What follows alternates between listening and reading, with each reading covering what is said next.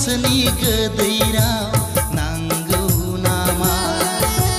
मा अनजालि नोंनो नांगौ नामा। महेश ब्रह्म बिथाङाबो फै।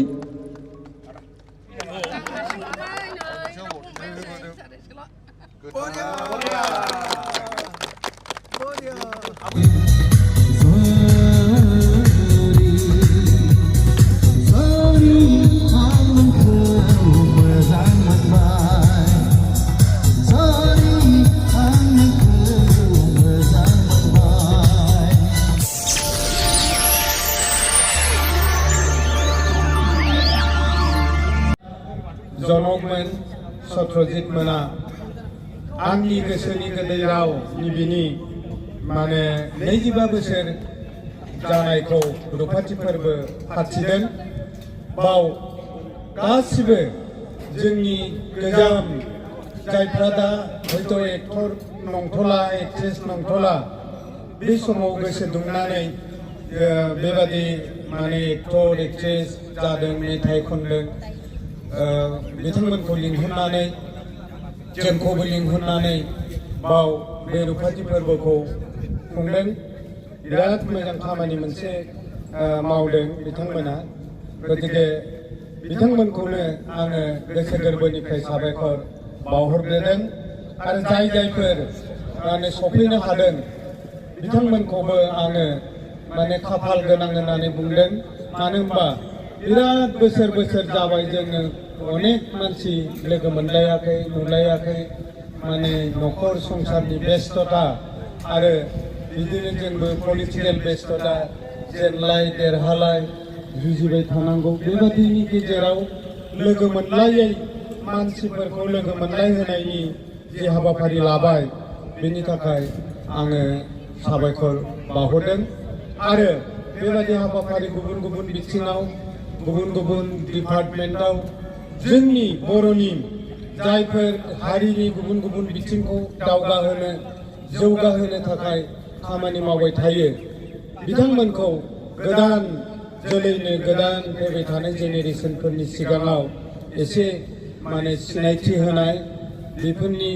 सोमोन्दै बिथांमोननि सोमोन्दै बुंफोरनानै होनायनि दरकार दं। नङाबा अनेक मानसिया बिराद सेक्रिफाइस खालामो हारिनि हारिमुनि थाखाय राव थुनलाइनि थाखाय उनाव रावजोंबो नायफिनजाया खनसायजाया बेबादिनो थैलाङो। दा बेनिखायनो मानसिखौ सन्मान होनाय मावनायखौ रिकगनिसन होनाय बेबादि हाबाफारिफोर जानांगौ। दा बिदिनो मोनसे हाबाफारि नैबाव खुंनाय जाबाय।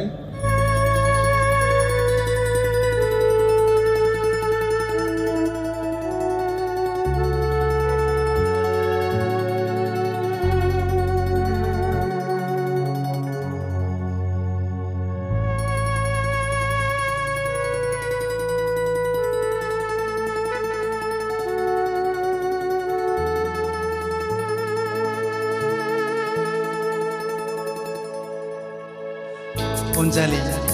नों मानोबा आंनि सेर गावहां मिहां थाबाय थायो होनबा आंनि गोसोआदि मा लुबैदों नों मानो जेबो मिथिया होनबा नों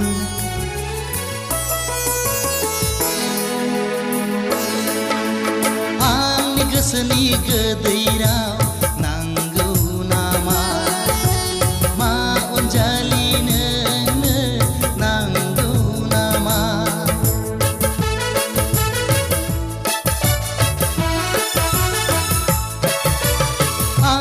गोसोनि गोदै राव नांगौ नामा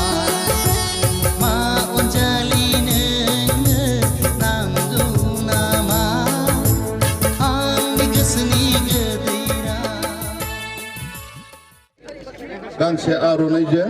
बरायबाय। बेजों लोगोसे जोंहा दंफैयो बिटिसिनिनो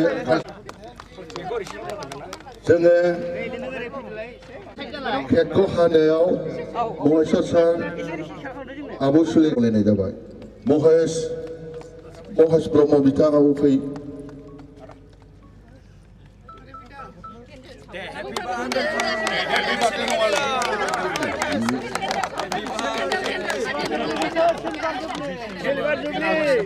बै फसिसखौ सावगोन ना सावा सावबा सावलाया पार्टि नङा जाबाय दे आखाइ खौ बयबो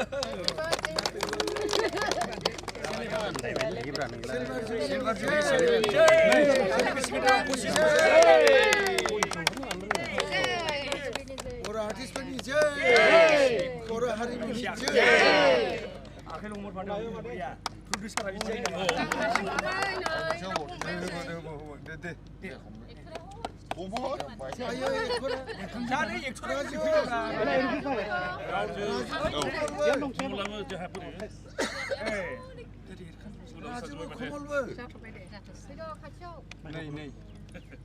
गावसोरखौनो दौदो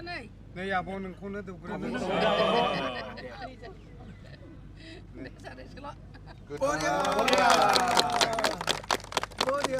आबो इन्दुखौबो दौहरदो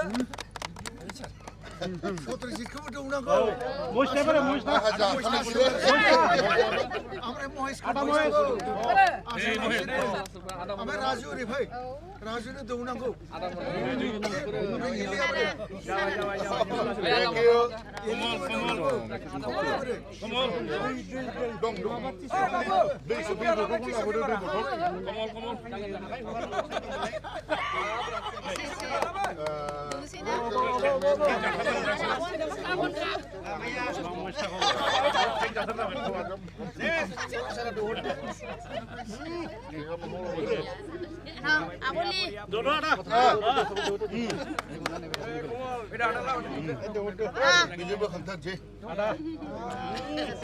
namni anta tina esse thank you you will out of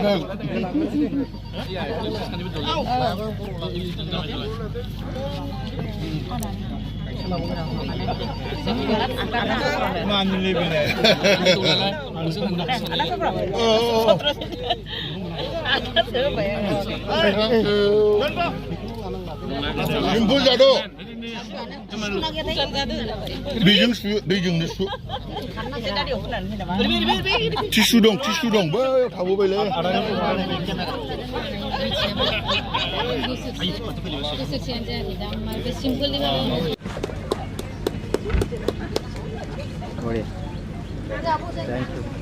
Ini unahay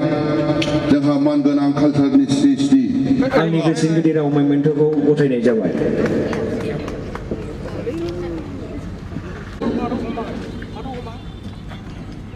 बेजों लोगोसे जोंहा नायल' नाजावनो थाखाय खावलायनाय जाबाय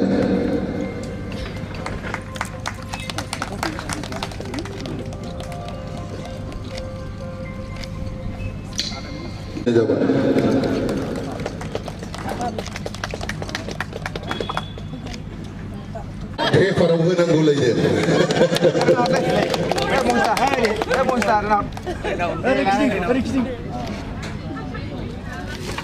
Bini unau dongo, seri sandeng hono takai, angni fongbai, Moneras Bon Gawariko, hangkrai jabai. Aronai hede.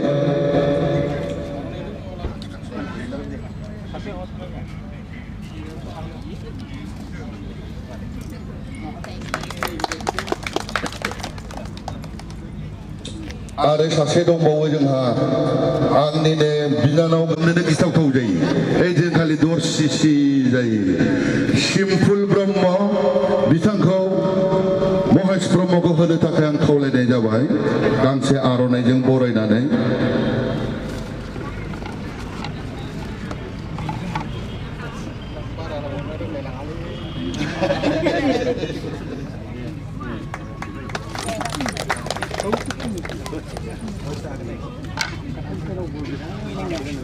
आरो सासे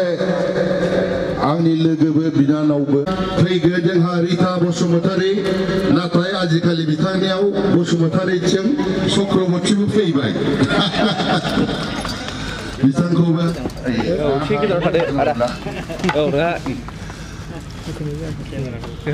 बिनि उनाव दङ जोंहा मेनका बसुमतारी थाफैजोबदो ओरै थाफैजोबो बायगोन बेनि उनाव दङ जोंहा हिना ब्रह्म जायनि मोसानायाव सिंफोरा थैगुलायखानोसैमोन जायो मानो दे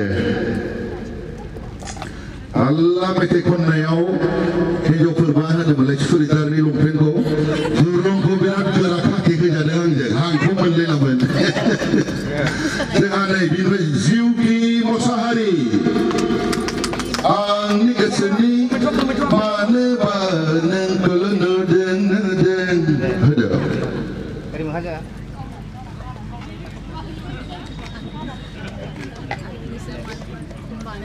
बिनि उनावहाय रिमि जिमि ब्रह्म बिथांखौबो गावनि सिनायथिखौ होनो थाखाय आं खावलायनाय जाबाय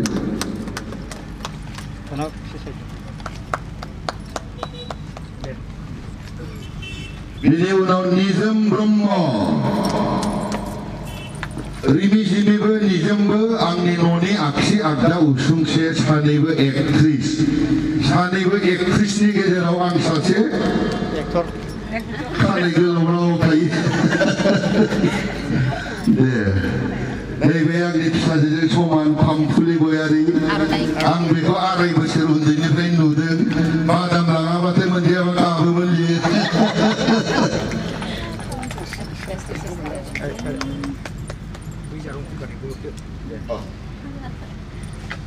नामा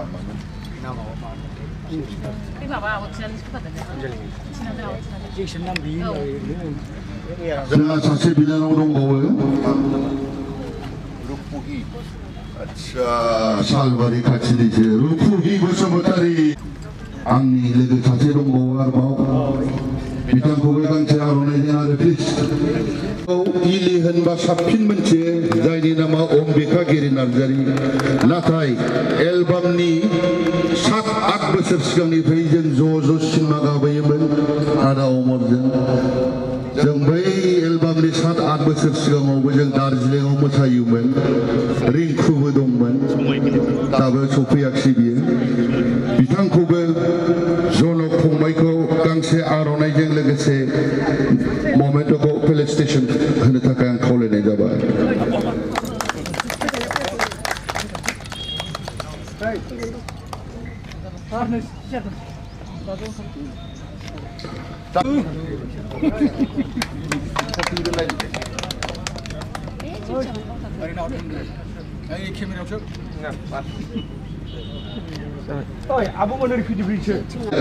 बेनि मिसेसआबो सफैगासिनो दङ बिथांखौबो मोनसे ममेन्ट आरो आर'नाइजों बरायनो थाखाय खावलायनाय जाबाय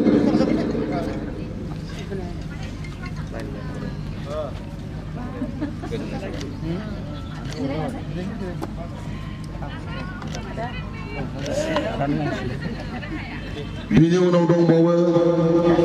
जोंहा फिल्म प्रडिउसार आंनिनो लोगो बिथां बिरखां बसुमतारीखौबो गांसे आर'नाइजों लोगोसे ममेन्टखौ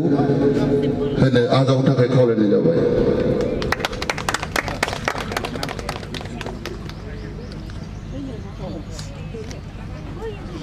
आरो जोंहा जनक बर'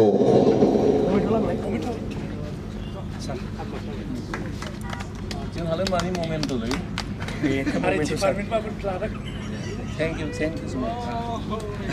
गांसे आर'नाइजों लोगोसे बरायनानै ममेन्टखौ होनो थाखाय खावलायबाय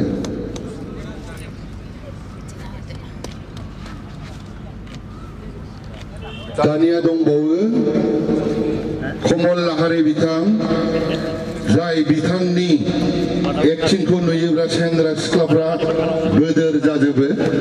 बिथाङाबो गांसे मोनसे ममेन्टखौ आजावनो थाखाय आं खावलायनाय जाबाय बेनिफ्राय दङ जोंहा जयन्त नार्जारि NSD मैया बिथांनिबो मोनसे प्रिमियार श' दंमोन फिसा आं थांनो हायासै बाव बेस्थ' थानायखाय आं सरि आं मैया फनजों होनहरखादों आरो जोंहा फैनांगौ दंबावोमोन NSD पबित्र रावा आंनि बिराद लोगो फैनो हायाखै त्रिपुरायाव नेटफ्लिक्सनि मोनसे सिनेमायाव थांनानै Thank you, Bento. Ada ang bida gidit aktor दैमालु ब्रह्म मानसिया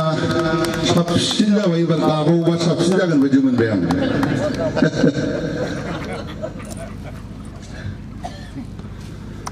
एबार बयबो खेबसे आखाइ खबनानै जोंहा फैगासिनो राजु कुमार बसुमतारी जोंनि आंनि गोसो गोदैनि हिर' आरो दिनैसिम बिथांखौ फेजेननो हाया बायदि मोनो आङो जायनि मोदोमाव थैयाव रिदोमा दं रिदोमखौ जन्मजोंसो मोनफायो फंबाय बायनानै मोना दखानाव थेंक इउ राजु फैनो हानायनि थाखाय आरो दंबावो आंनि गोसो गोदैनि मेथाइ रोजाबगिरि गौतम ब्रह्म बिथांखौबो गांसे आर'नाइजों लोगोसे ममेन्टखौ आजावनो थाखाय आं खावलायनाय जाबाय आरो नोंथांमोनहा सिनायनो दाबो हायाखै नामखौ आं बुंसै मदाराम बसुमतारिया बेसारा दहायनिफ्रायनो ओरै ओरै सिथाबखादों आं दिनै नैबे 25 बोसोराव जों ज' जानो हाया नाथाय बिथांबो आंबो महेशबो बिराद 25 बोसोर उनावसो थायो जों सायाव थाया गाज्रि दाबानोसै बिथाङा मैया टट'जोंसो फैदों कार्बि आंलंनिफ्राय 1 मेमोन जोंहा दंबावो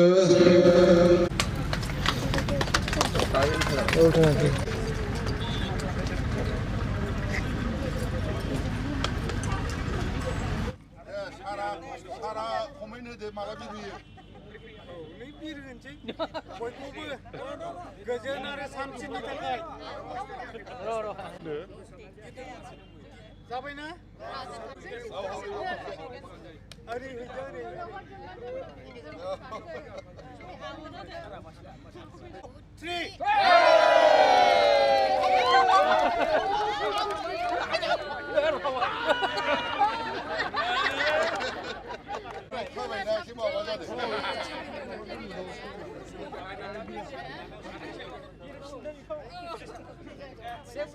나 이번에는 다 팔려야 도시고.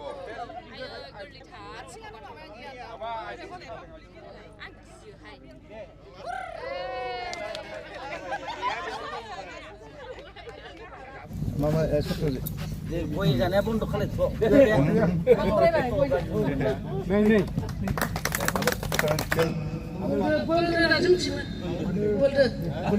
बोलदो बिथांखौ आब' सुलेखानि आखाइनिफ्राय ममेन्ट आरो आर'नाइखौ गोजोननाय जासिबाय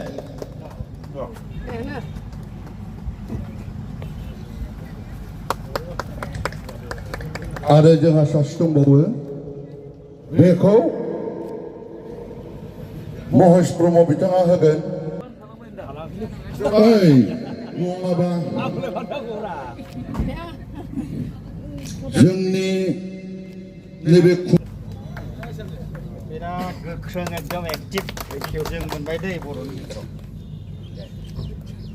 आरो आंनि बिबोनाङानो थालांदों बिबेकखौबो दे बन्द' लाबाय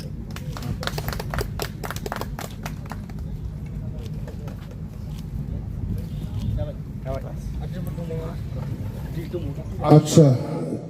थालांदोंबा जों खेबसे चेक खालामनि ओमफ्राय फैबावगासिनो जयफुल थानाय असेनि फिसाजो सासेया आंनि हिर'इन जबा रानि बर'खौबो गांसे आर'नाइजों आरो ममेन्टजों बरायनो थाखाय आं खावलायबाय जबा गैयामोनबा बोहैजेनलामोन खिन्थु गानानै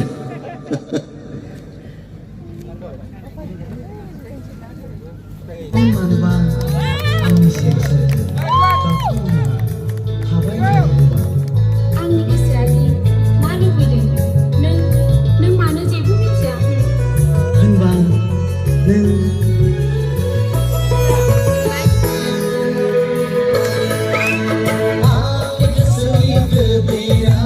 नांगौ नामा मा जालिनो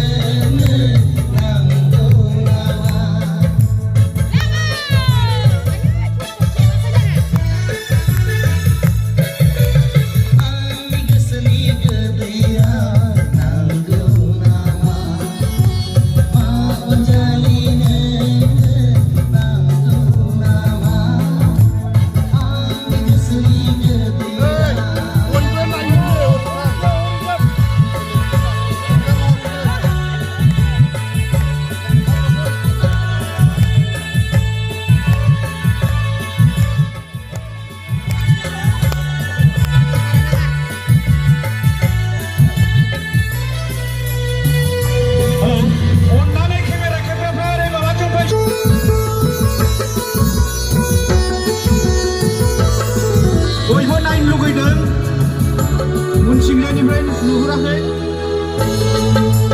Nanggu bananggu mabar buka, nanga bananga mabar cinta. Nanggu bananggu mabar buka, nanga bananga mabar cinta. Un sigani batragya, oh oh, un sigani batragya. Ani kesini kedaya, nanggu nama.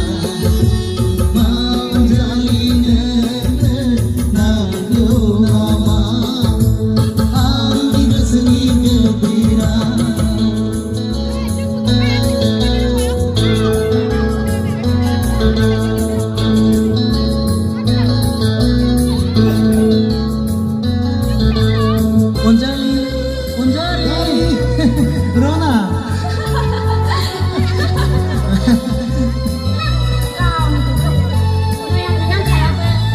Anjali, bidiब्ला नै आं दा गोदान थांसै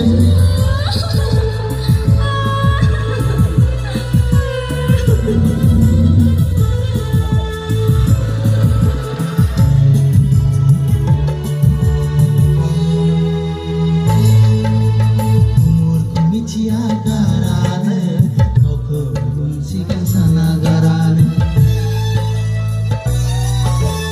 umurku mitia garane kau kunsikan sana garane mana dapat hoba mana dapat hoba ani kesini kedaya nanggu nama mau jalin nanggu nama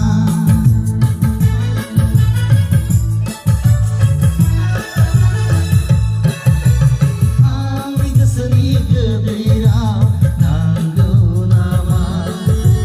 mau jalin nanggu nama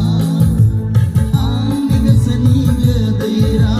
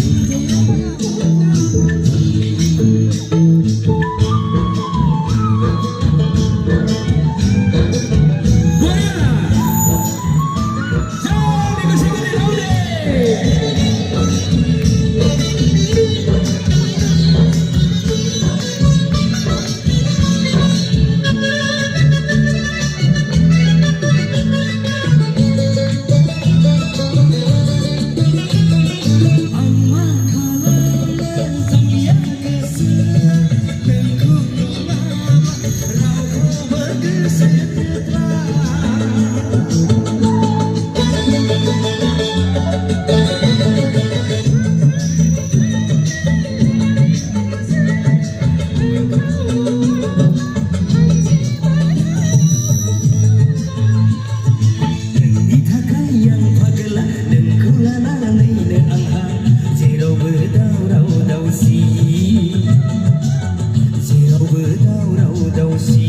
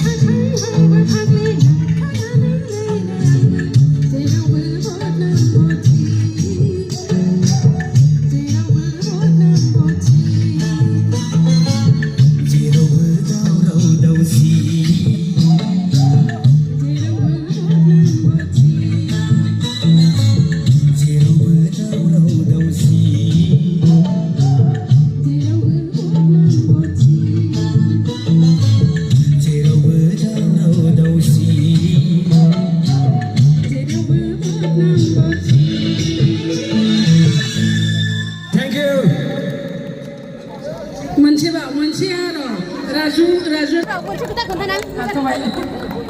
आच्छा आबै इन्दु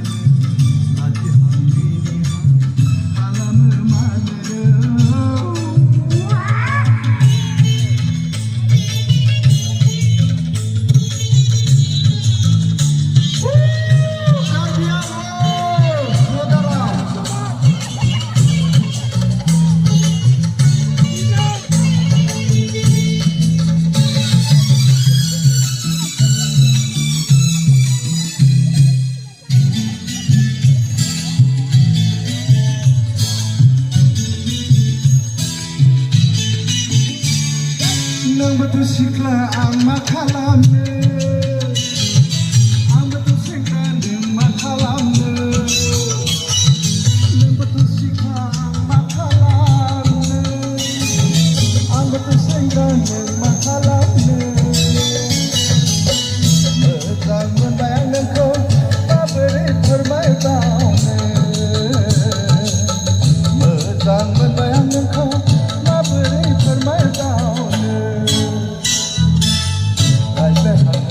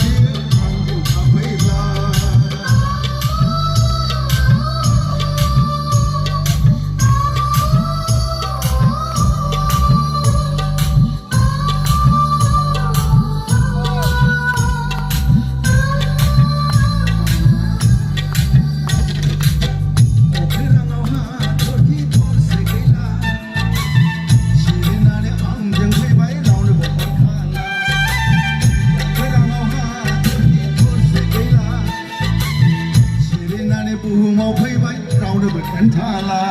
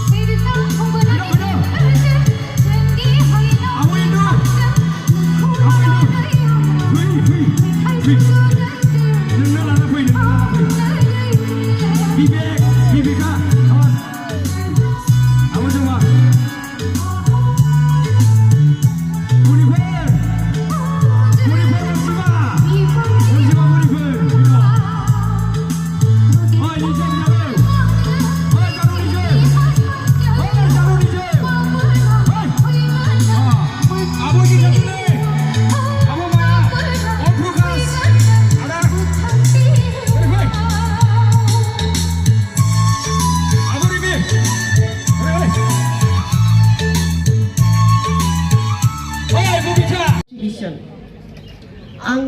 दुधनायनि दिनै कालसारनि दुरुङासो जोंखौ ज' खालामदों आदा सत्रनि रावखौ जेब्ला आं 22 बोसोर उनाव खोनादोंमोन माने बे फिलिंसखौ आं बुंनो हाया आदा सत्रजितआ बुंदों दिना मोजाङै दं ना आं आदा सत्र बुंदों सिनायदोंना सिनायाखै हाबाब बै समाव आं बुंदोंमोन आंनि सौभाग्य ग्रेटिट्युड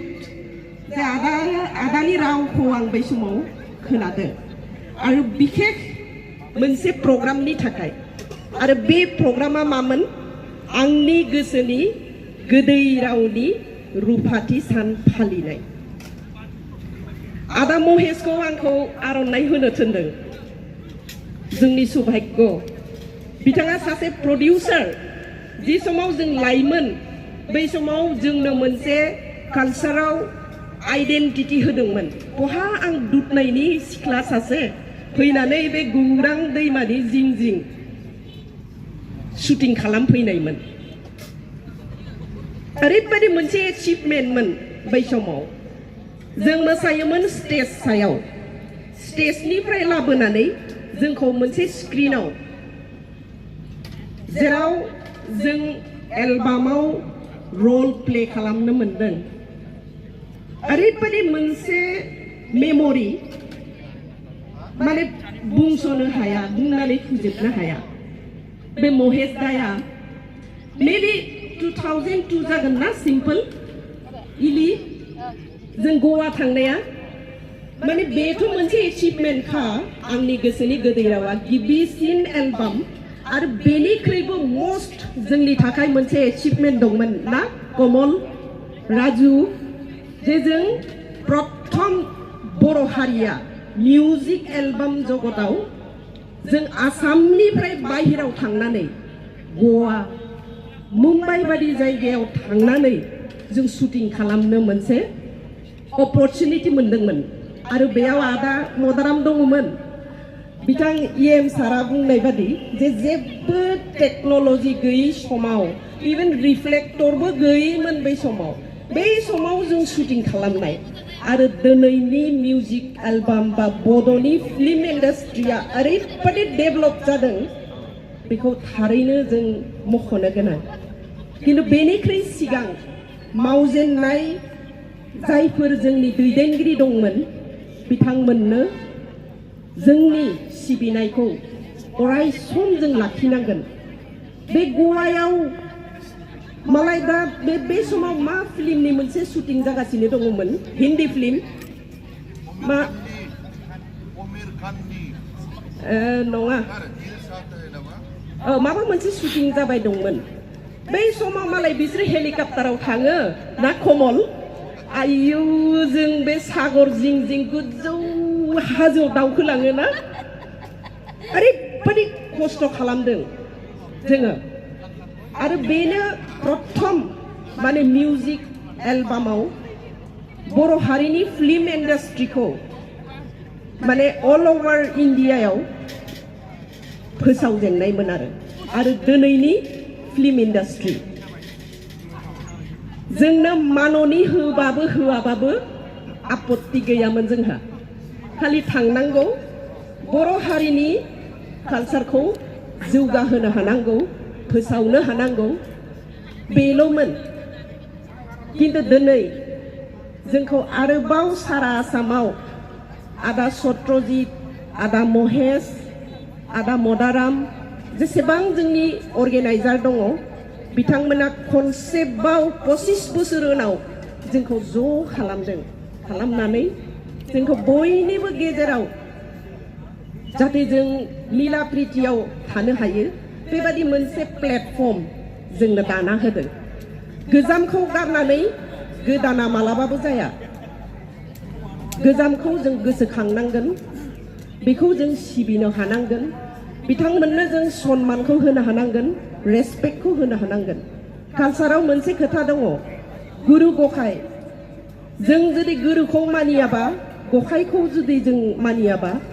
जों दावगानो हाया मालाबाबो आरो बे मेम'रिखौ अम्बिकागिरि राजु जयपुल ओरैबायदि बुहुत महरगिरि दङमोन बै समाव जिउटियाबो दङमोन खोमा आं एसे दुधनायनि नालाय एसे गोबावजों सरजाब जाफादों आरो आङो एसे बुंनायावबो जोंना मा हामथा बुंनाया बारा बिथिंनिखौ जों बुंनो हाया थेवबो आं गाव बर' मिडियाम फरायनाय नालाय एसे सेस्था खालामो दा गोबाव सम आं कालचारनिफ्राय माने बे लाइननिफ्राय गोजानाव दंमोन दा आं पलिटिकेल एक्टिभिस्ट हिसाबै खामानि मावगासिनो दङ आं आसाम प्रदेशनि बिजेपिनि बारग' नेहाथारिमोन आरो प्रेजेन्ट दाबो आङो दायित्वआव दङ महेश दा गवायाव गोमानाय खोथाखौ गोसोखांना बिराद मिनिनो ओंखारदों थेंक इउ दिनैनि बेसेबां मोजां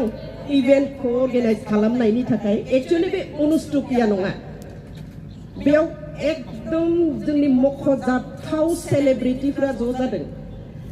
आब' सुलेखा दङ आदा गोम्बुर दङ महेश दा दङ सत्रजित दा दङ मदाराम दङ अम्बिकागिरि दङ राजु दङ कमल दङ ना राजश्री दङ आरो बेनिख्रुइबो मख'जाथाव गौतम ब्रह्म सिंगार जायनि मिलौदो देंखोखौ खोनायै खोनायै जोङो नै बुरैबाय होननांगोन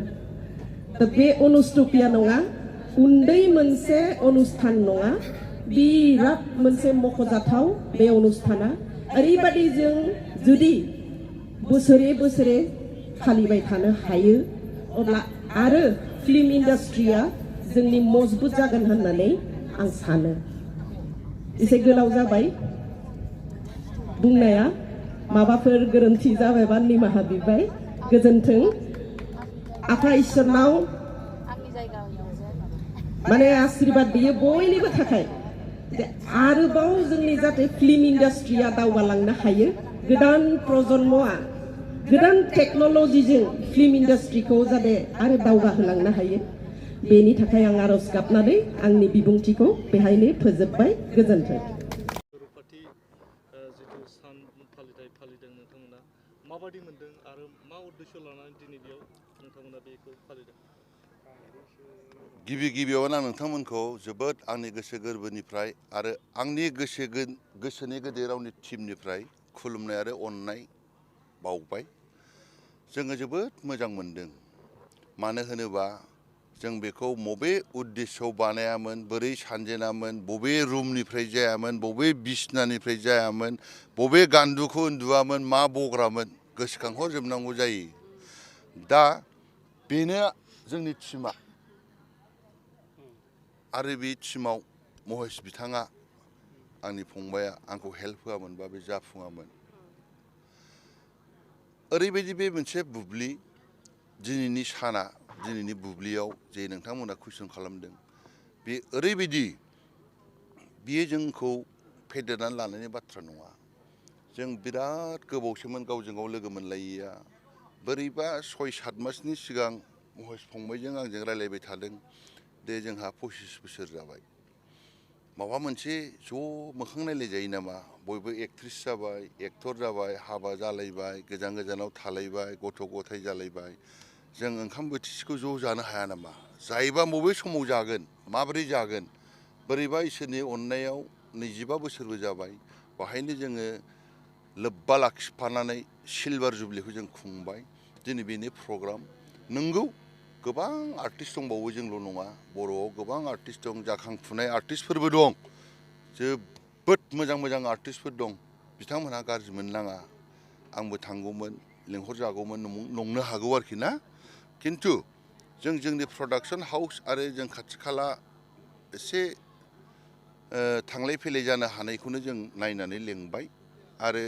आंनि गोसोनि गेजेराव बिसेस करि बे गौरांनि दै रुगुं गावनो जागायदों बिनिफ्रायनो जोबदों औ जारिमिनारि जानानै थागोन नङा होमबा जिहेतु बेनो बर' जारिमिनखौथ' आं बुंला जारिमिना गाव हारसिंनो जायो जों जारिमिन खालामनो होननानै खालामाखैमोन बेखौ नांगौ होननानै बिदिबो खालामजायो मानो होनोबा आर्टिस्टफोरनि प्लेटफर्मआ बे समाव जोंना गैया भिडिअ फिल्म खालामो जोबो भिडिअ फिल्म खालामो जोबो फिसार फिल्म आलायारन दंमोन खोमसिनि लामा दंमोन जोबो दिनै बिसोरबो 25 बोसोरनि बारलांबाय बबेबा बिथांमोनहाबो निश्चय मालाबा खुंगोन आं बेखौ बुंनो थाङा बिसोरखौ हो दा बे जारिमिनखौ जों खालामनो सानाखै जारिमिना गाव हारसिं जायो नोंथांमोनानो दा दिनै साखि नोंथांमोनानो साखि बेखौ जारिमिन खालामनो होननानै जों खालामाखै जों ज' बे टीमा मोखां नायलायनानै खेबसे लोगो हमनि सिलभार जुबलिबो जाबाय लोगोसे दा बैसागु फोरबोबो सोलिगासिनो दं बेनो नोंथांनि मेथाइआ फ्राय भाग रमान्टिकमोन ओमफ्राय खोब खोनासंथावनामोन आरो गोदान सानदों नामा रमान्सआथ' जोबा थैजासिम थांगोन आरो आंनि कलमाथ' खालिया जोबा खालि सोफिनबानो जायो लिरलांबाय थागोन गाना दाबो बहुद दं खालामबावनांगौ दं रिसेन्ट आङो टावाङाव गानदोंनिनि प्लेन खालामदों मालयेसियायाव ओमफ्राय जों सानबावदों एसे आगोलाव रायलायबाय जोंबो जयै गागोन बैसोआ एसे जायो बयहाबो नोंथांमोननावबो जागोन रला बयहाबो थायो नङा महेश जों बेबायदि बानायलांगोन आंनि गोसोनि गेदेराव पार्ट 2 खौ खालामनो जों जोबोद गोसो ओमफ्राय इसोरा अनोबा जोंखौ अनोबा जोंखौ नोंथांमोनहा बयबो मदद होयोबा जों बेखौ डेफिनेटलि खालामगोन बर'नि गिबि एलबाम होननानै मिथिनो मोनदों बेयाव सोर सोर दङ गोसोनि जितु आंनि गोसोनि गेजेराव बियो मोनथिनाया नोंथांमोननि गेजेरनिफ्रायनो जों बै समावबो 25 बोसोरनि सिगाङाव मोनथिदों बै समाव जेसेबां रिपर्टारफोर दंमोन बिथांमोना होनदों लेन्डमार्क आसामावनो खुनु जाफेराखैमोन मालाबा सोरबा खेबसेनो नाजाबा होननाय भबेश कलिता ना सरि कुमार भबेशनि गानाव जरहाटआव सोरबा सासे मानसिया मबाइल फैजेननायाव खेबफ्लांदों भिडिअ दंमोन थ' आइडिया बेनिफ्राय फैदों जोंहाबो बिदि जायोबाथ' बे एलबाम नङामोन आरोखि खेबफ्लांनायसोमोन बेहा मालाय जों ओरैनो मावनो हायो मानो हाया जोंहा बर'आनो बिराद मैखोम हारिमु दं आदब खायदा दं अंगि बंगि दं फाव फेसन दं जोंनाव जोबनो गैयै आर्टिस्टफोर दं जों मानो हाया बे मोनसे चेलेन्जबो दंमोन टारगेटबो दंमोन आरो प्लेटफर्मखौ फुवारनांगौमोन नोंथांमोनहा दिनै नाय बोसोराव सिनेमाया 2-3 जायोबा 10थायानो जायो एलबामा 100था ओंखारो बिनि गेजेरजों दिनै बहुत मानसिफ्रा गाव गावनि टेलेन्टखौ फकास खालामनोबो मोनसे प्लेटफर्म मोनदों नङा होमबा आं बेखौनो नुगासिनो दं दाथ' आरो टेक्न'लजिया बिराद बारायबावबाय जोंनाव गोदो जेबो गैयामोन गावबा गाव आं बिसोरनो रावबो ब्लाउस गांसे बायनानै होफैनोबो हायाखै स्न' फुनोमोन ना पाउडार फुनोमोन सोंफेराखै अन दा स्पट गवायाव थां मुम्बाइआव थां फुनबाय गानबाय एक्टराबो गैया राजुआव बे आं गैथोआबाथ' आं बेखौनो गानो राजु गानखांबा आरो एक्टरनाव हरो माबानो कमल लाहारिनो हरो बिदिनो खालामबोबाय जोङो खालामै दिनै 25 बोसोराव आगान होबाय सोर आर्टिस्ट दंमोन आंनि गोसोनि गेजेराव आंनि गोसोनि गेजेराव जोंनाव टाइटेल हिर'इन दंमोन अम्बिका किरि नार्जारि राजु कुमार बसुमतारी बेनिफ्राय दं जोंहा जयफुल सिम्पुल जिउथि टिना जबा गासिबो जों टिमैनो दंजोबोमोन गासिबो जों दंजोबो जों बिनिफ्रायनो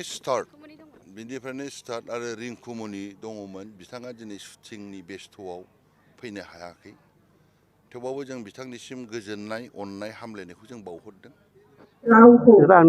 आं जोबोद सारप्राइज जोबोद गोजोननाय मोनदों दा फार्स्ट एलबाम आंनि गोसोनि गेजेराव 25 बोसोर माला जाखो आङो मैयासो खबर मोनदों जोबोद गोजोननाय मोनदों 25 मायथाइ सिलभार जुबलि फालिनो होननानै दिनै लेंहरनायखौ नुजाफैनो हानानै आं जोबोद गोजोननाय मोनदों मोनबेसे रल दंमोन नोंथांना एक्सुवेलि रला जाहैबाय आंनि गोसोनि गेजेराव 2 रल दंमोन 2 गानाव आरो फार्स्टआव जाहैबाय मोनसेया बहा नुजेननानै टाइटेल सं ओमफ्राय सेकेन्डआव जाहैबाय नैबे आंनि गोसोनि गेदेराव आरो टाइटेल सं बे मोनसे एलबामाव 2 गान खालामनाय मोनदों आरो बे समाव बेसे बैसोनिमोन नोंथाङा एक्सुवेलि बे बैसोआ जाहैबाय क्लास 11आव आं फरायोमोन दा बे समावथ' आरो जों माखासे सिगांनिफ्रायनो उन्दैनिफ्रायनो एक्सुवेलि आं क्लास 8निफ्रायनो मोसानो इन्टारेस्टेडमोन ओमफ्राय माखासे जोंनि बर' सावथुनाव माखासे फिचार फिल्मफोर दिरुनोमोन बे समाव आंबो मोननैसो फिचार फिल्माव साइड डान्स खालामनो मोनदों आरो ओमफ्राय साइड डान्स खालामनानै दा बे जोंहा बुंनो थाङोब्ला दा सत्रदा महेश दा आदा मदाराम बिसोरो आंनि मोसानाय एक्टिंफोरखौ नुनानै बिसोर सेलेक्सन खालामनानै नैबे एलबामाव एक्टिं खालामनो आंखौ स्कप होनाय जादों आरो जिहेतु आंनि गोसोनि गेजेराव नोंथांजों फाव खालामनाय फावखुंग्रि हिसाबै सोर बे आंनि गोसोनि गेजेराव टाइटेल सङा जाहैबाय लिलि बायद'मोन आरो मोनसेया जाहैबाय बहा नुजेननानै बियो सिम्पोलमोन आरो सिम्पोल जिहेतु बै समनिफ्रायनो नोंथांखौ गोबां अनसायगिरिफ्रा मोजां मोनबोदों आरो अनसायबोदों गोबाव सम नोंथाङा सावथुनआव गेप जाबाय मा जाहोनाव गेप जानानै थादों एक्सुवेलि जाहोनाथ' जाहैबाय माखासे मानसिफ्रा मिथिबायबो आरो माखासेया मिथियाखै दासिमबो आङो 2016आव जोबोर गिदिर जाब्रबथाय जादोंमोन बे जाब्रबथायनिफ्राय सिखारनो हायै आङो 5 बोसोर बेड रेस्ट थानांदोंमोन दा बेखौ लासै ट्रिटमेन्ट खालामै दा नैबेसिमहालागै आङो गसंफैनो हाबसिनबाय आरो दा 100% एक्चुअलि रिकभार जायाखै दाबो टाइम नांबावगोन एसे माखासे मेजर प्रब्लेमा जाहैबाय मोखाङाव जादोंमोन आरो बे मोखांनि माखासे साइडजों क्लिप दं फ्लेट दं नैबेबो बना जजोबदोंमोन बे बनाव माखासे फ्लेटजों आंनि स्ट्राक्चार फेस काटिंखौ खालामना होदों आरो दा बसायनानै दा बिनि थाखाय आङो सावथुन मुलुगनि थाखाय एसे गोजानाव थाथ'नाय जाबाय जानानै दंमोन आरो डेफिनेटलि फैगोन आङो 100% रिकभार जायोब्ला आसा खालामो आंबो गोसो गुदुं नुयोब्ला दानि गोदान एलबाम गोदान सावथुन बिसोरखौ नुयोब्ला गोसोआ दुंखाङो आंबो बानायबावगोन नामा आंनो बानायनो हागोन नामा बेबायदि आरो नाथाय आंनि माखासे जाथायनि थाखाय देहाया हाया बेनि थाखाय आङो दा जिरायनानै दंथ'यो आरो आंनि गोसोनि गोदोराव जितु बे एलबामनि जाफुंसारनायाव गुदियाव सोर सोरखौ नोंथाङा मुं मख'नो सानो एक्चुअलि आंनि गोसोनि गोदैराव जाफुंनाय जाहैबाय माखासे जोंना डाइरेक्टर प्रडिउसार बेखौनो नाम लानांगोन जेरै महेश दा प्रडिउसार दंमोन सत्तर दा डाइरेक्टर दंमोन आदा मदराम केमेरामेन आरो लोगोआव नै जोंहा आंनि आदा गेदेर गौतम दा बिनि सिंगारखौथ' बिनि आवाजखौथ' बै समाव मानसिफोरखौ बोदोर खालामोमोन ओमफ्राय रमान्टिक भइसमोन आरो दिनैसिमबो दाबो दं थाबाय थागोन आरो बे आरो दिनैनि बे माने बे आंनि गोसोनि गिदिराव अडिअ एलबामखौ दिनै माने फैनानै माने सिलभार जुबलि सम जाबाय दा बेखौ दिनै बे सेलिब्रेसनावहाय आंखौ गोसोखांबाय आरो आंबो बे माने दिनैनि बे जेनाखि सिलभार जुबलि बे प्रग्रामाव आङो गावखौनो बाहागो लाफैनो मोननानै आं जोबोद गोजोननाय मोनदों आरो बे मेथाइखौ माने आंनो रोजाबनाय जादोंमोन नालाय बेनिफ्राय आं गावखौनो मोनसे प्राउड मोनदों मानो होनबा बे फार्स्ट टाइम बर'नि अडिअ माने एलबाम जोंनि एलबाम मोन आरोखि बेखायनो दिनै बे जे दिनैनि समखौ आं बिराद गोजोननाय मोनदों आरोखि दोंबैसे दंमोन बे आंनि गोसोनि गिदिराव दोंब्रैसो दंमोन टाइटेल सङानो बे आंनि गोसोनि गिदिरावनो माबादि नुदों नोंथाङा जिहेथु देंखोगिरि हिसाबै जे आंनि गोसोनि गोदै राव बेयाव फाव खालामनाय बेयाव मोसानायफोरखौ बेहायथ' माने जों नुनायाव जोबोद मोजाङानो आरो दिनैहाय सिनियर जुनियर जितु आर्टिस्टफोर लोगो मोनलायदों बेथ' आरो जोबलाङै माने गोजोननाय गोजोनथाव माने जों बहुद गोबावनि उनाव दिनै बेहाय ज' जानो हाबाय दिनैनि बे सिलभार जुबलि प्रग्रामाव गोबां आर्टिस्टफोरखौ जों जयै लोगो मोननाय जाबाय आंनि गोसोनि गेजेराव नैबे मेथाइ जेराव जोंना आदाया फाव खालामदों मेथाइखौ सोर लिरामोन आरो सोरनि खाबुआव नोंथाङा मेथाइखौ खननो खाबु मोनखो आरो बै समाव माबायदि जेंनाजों नोंथाङा मोगा मोगि जानो बेखौ जोङो माने बे मेथाइनि लिरिक्सआ माबा जोंना महेश नामा महेशखौनो होननांगोन बेखौ थारमाने जोंना लिरिक्सआ महेशानो बेनि उनाव जेनेबा प्रडिउसाराबो महेशानो लोगोसे जोंना बे मेथाइनि डिरेक्टर जोंना सत्यजित नार्जारिया मिउजिकआ बे केलकाता आर के पालनिमोन आरो रामकृष्ण पाल कलकाता बानायनाय जादोंमोन मेथाइखौ रोजाबनो खाबु होनो थाखाय नोंथांजों माबायदि एप्रच खालामजेनामोन प्रडिउसार बा बिथांमोनहा बिदिनो जोंथ' सिगां माने टाउनावनो लोगो मोनखायो नालाय बेहाय माने सानसे आंखौ लोगो हमनानै रायज्लायदों आरोखि जों बिदि माने अडिअ खालामनो थांगासिनो माने टाइटेला बे मेथाइखौनो होनदों आरोखि आंनि गोसोनि गिदिराव बेनि उनाव जों अडिअ खालामनायनि उनाव माने बेनि उनाव एलबाम बानायनाय जादों आरो जोंना बे नोंथांनि गाराङाव गोबां सेंग्रा सिख्लाफ्रा दिबाना दासिमबो नोंथांमोननि गानखौ खोनायोब्ला अल्ड इज गोल्ड होननानै बुङो नोंथाङा आथिखालाव नोंथांनि गोसो थानायाव बेसेबांसो मेथाइखौ नोंथाङा नोंथांनि जिउआव खनबोगोन दाथ' मिनिमाम माने मा होनो बेखौ 500 एबाब जासिगोन अडिअखौ दिनै सिलभार जुबलि बा 2 बोसोर आबुंनि बेयाव हाबाफारि मा फोरमायगोन आबौ दिनै जों सिलभार जुबलि 25 इयार्स जालांनाय आंनि गोसोनि गोदै राव जोङो बयबो ज' जालायनानै खुंफुंनो आखायाव लादों बे मोनसे सिलभार जुबलि खालामनाया जोंनि कालचारनि फारसे अननाय जोंनि साफ्रोमबो टीमनि जिथु खस्थ' जिथु जोङो खस्थ'नि गेजेराव जोङो खालामनानै जोङो दिनै 25 इयार्स जाबोबाय दा बे जोंनि साक्सेसनि मोनसे सेलेब्रेसन होननानै आं सानो जेखौ जोङो बहुत गोबावनि उनाव जोङो दिनै मोनसे गोलाव समनि उनाव जिथु सेलेब्रेसन मोनसे जायो 25 इयार्स बे मोनसे साक्सेसनि सिनायथि आरो जोङो बयखौबो ज' लोगो मोनलायनानै बहुत गोजोननाय मोनदों आरो जाहाथे आरो उनावबो आरो मोजांनिफ्राय मोजां गाहामनिफ्राय गाहाम फिल्म बा भिडिअ'सफोरखौ मिउजिक भिडिअ'सफोरखौ जाहाथे खालामलांबाय थानो हायो भगबाननि सायाव इसोरनि सायाव आर'ज गाबो बेखौनो जिहेतु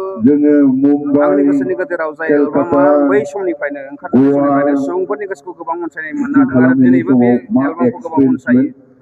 आरो नोंथाङा बै समाव बेसेबां बैसोनि समनिमोन बे समाव फाव खालामनाय समाव आरो माबादि बे जितु एलबामखौ खालामनाय समाव माबादि थासारिजों नोंथांमोना भुगिनाङा बेखौ एसे फोरमायनो हागोन नामा बै समनि थासारिखौ बे टाइमाव आङो बहुत उन्दैमोन आं बहुत उन्दै समनिफ्रायनो आं एक्टिंआव दङ आङो 16 इयार्स जेब्ला आङो बे समनिफ्रायनो आं एक्टिं लाइनाव दङ आरो बै समाव जेथिया आंनि गोसोनि गोदै राव बहुत गिबिसिन बे मोनसे मिउजिक भिडिअ जोंहा जेबो बांद्राय एक्सपिरियेन्स गैयामोन जोंना मोजां मेकआपबो गैयामोन मोजां ड्रेस जोंखौ साजेस्ट खालामग्रा गैयामोन जों गावनो गावखौनो साजायनानै ओंखारोमोन बहुत खस्थ'नि गेजेराव मालाबा जोङो दैसा सेराव मालाबा जोङो अबेबा हाजो खर'आव थांनानै जों एक्टिं खालामहैदों उखैनाय गांनाय बेफोरखौ लानानैबाबो बहुत फुर्ति मोनोमोन जोङो बे टाइमाव आरो जेबो बानाय मेंनाय गैयामोन मोजाङानोमोन माने फुर्ति आरो बे समाव माने खामानिया साक्सेस जानांगौ मोजां जानांगौ बेल' टारगेटमोन आरो जोंहा बेनि अनगायैबो नोंथाङा गुबुन गुबुन एलबामाव फाव खालामबावदों नामा खालामदों बहुतथा एलबामाव खालामदों मा मायाव नोंथांनि गोसोआव थानाय फोरमायनो हागोन नामा नामफोरखौ एसे बावलांबायानो आंनि गोसोनि गेजेराव बेनोथ' प्रथम आरो बेनि उनाव दंबावो बे प्रडाक्शननिफ्रायनो आरो मोननै मोनथामसो दंबावो आं नामफोरखौ बावलांबाय बहुत बोसोर जालांबायबो आरो आंहा एसे गेपबो जानानै थाबाय कालसारनि फारसे आंनि संसारनि बेस्थ' आं एसे गेप जानानै दङ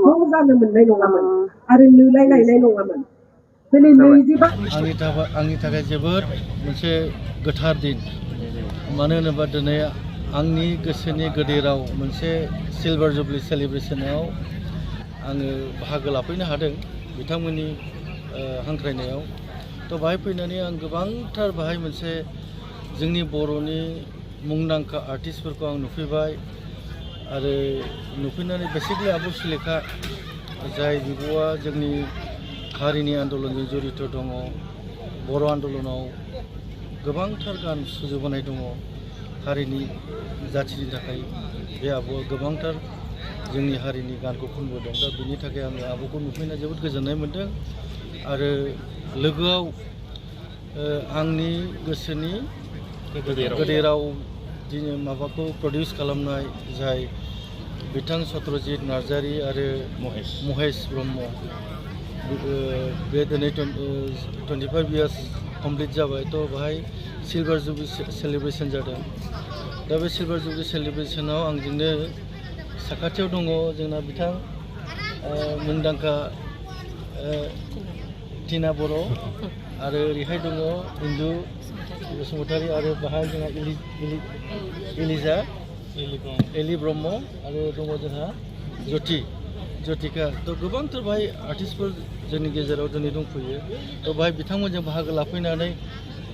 नै आदा जोंना गोमबोर आदा अमर आदा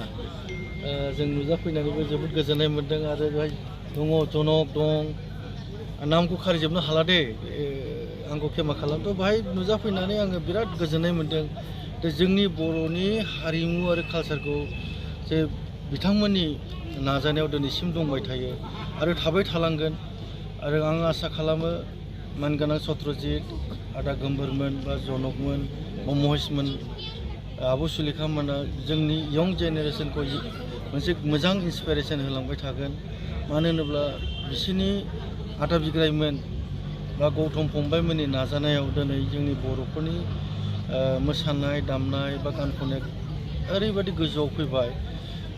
जों बेखौ गोबांथार बर'आव मेथाइ गान खनगिरि दंबावो आरो माने मोसाखावरि दंबावो माने गोबांथार आं नामखौ बुंजोबनो हाला बे बिथांमोननि नाजानायाव जोंनि बर'नि हारिमुवा गोजौआव फैबाय दिनै जोबोद गोजौआव फैबाय आं साफ्रोमबो बर'नि हारिमुखौ आङो हारिमुआव जेसेबां जाय दङ बयखौबो आङो धन्यबाद होगोन जाहाथे जोंनि हारिखौ हारिमुजों गोजौआव बिथांमोना जौगाथायाव लांगासिनो दङ आरो बेनो सिनायथि मोनसे हारिमुजों लोगोसे राव थुनलाइ जेसेबां दं जों बेखौ मान होनांगोन जों बेखौ सनमान होनांगोन अब्लासो जोंनि हारिमुखौ सिनायगोन बा जोंनि हारिखौ सिनायगोन गतिके आङो बारे बारे बुंबाय थादों माब्लाबा जेरावखि थाया माने एब्रडावनो थायो जेरावखि थाया माने लण्डन आमेरिका बा बबेबा एब्रडाव थायो जोंनि गावनि राव थुनलाइ हारिमुखौ मालाबाबो दाबावथों जेरावखि थाया गावनि हारिनि राव थुनलाइ हारिमुखौ लाखिबाय थानांगौ आं बेखौ खावलायगोन आरो निस्सय दिनै बिथांमोननि नाजानायाव जोंनि हारिया थांगासिनो दं आरो थांबाय थागोन आंनि गोसोनि गोदै राव बर'नि गिबिसिन जि एलबाम बिनि 25 बोसोर 25 बोसोर आरो 25 बोसोर जानायखाय रुफाथि फोरबो बावजो फालिदों जोंनि सत्यजित नार्जारिमोन जनकमोन लोगो नांनानै अर्गेनाइज खालामदों बेबादि माने फोरबो जाबाय थानांगोन गुबुन गुबुन माने बिथिङावबो जानांगोन जाय बिथांमोना बे समाव 25 बोसोर 25 बोसोर सिगाङाव जेबो बेबादि फेसिलिटि गैयै समावबो बर'नि एलबाम दिहुननायनि थाखाय नाजानो हादोंमोन बा नाजादोंमोन दा बिथांमोनखौ जोङो गोसोखांनायनि मोनसे फोरबो एक्टर एक्ट्रेस जानाय बिथांमोननि खौ गोसोखांनायनि मोनसे फोरबो जाय लिरदों जाय डिरेक्सन होदों एलबामाव बिनि उनाव माने बर'नि एलबामा जथेस्थ आप टु डेट जालांदों मेथाइफ्रा आप टु डेट जाबाय दा किन्तु बे समाव 25 बोसोर सिगाङाव जि जायफोर बिथांमोना बेखौ माने मावजेनदों नाजाजेनदों बिथांमोनखौ जोङो गोसोखांदों दिनैनि नैबे समाव आरो गोदान जि जोंनि गथ' गथायफोर जोलै फैबाय थादों बिथांमोना सोर जोंनि बर'नि गेदेमा आर्टिस्टफोर हारिमु मोजां मोनग्रा बिथांमोना बेबायदि खामानिखौ नाजाजेनामोन बेफोरखौ जाहाथे मिथिनो हायो नोंथांमोननि गेजेरजों बा मिडियानि गेजेरजों बिनि थाखाय नैबे हाबाफारिखौ लादों गौरां दैसा सेराव बिराद मोजां मोनसे परिबेसाव बे हाबाफारिखौ लादों बिथांमोना आरो जोङो नैबाव जोंनि कालचारेल डिपार्टमेन्टनि जइन्ट सेक्रेटारि रिजेन बिथां CSD बिथां आं जों आब' सुलिखा आरो सिनियर बिदि मानसिफोरजों लिंनाय हिसाबै सफैनो हादों आरो आलासि फैबावनांगौ दंमोन सफैजोबाखै दा जिखि जादोआ माने बेबो मोनसे नाजानाय अनेक समाव बिदिनो मावो बयबो मेंनानै उनाव माने ज्राब गारनानै थायो किन्तु 25 बोसोरनि मोनसे फोरबो खुंनानै खनसे लिंथुमजोबना मोखां नायलायफिननायनि जिथु हाबाफारि लानाय जादों बेयो बिराद बाख्नायथाव आङो दैदेनगिरि जाय दैदेनदों नैबे हाबाफारिखौ बिथांमोनखौ आंनि गोसो गोरबोनिफ्राय साबायखर बावहरदों आरो जोंनि गुबुन गुबुन बिथिङाव जायफोर बिदिनो हारिमु बिथिङावनो जा गेलेनाय बिथिङावनो जा गुबुन गुबुन बिथिंफ्राव जायफ्रा बिदि माने खामानि मावदों बिथांमोनखौ जाहाथे उननि गोदान जोलैफ्राबो सिनाय मोननो हायो बेबायदि हाबाफारिफोर लाथों बेखौनो माने आसा लाखिदों आरोखि आंनि गोसोनि गोदै राव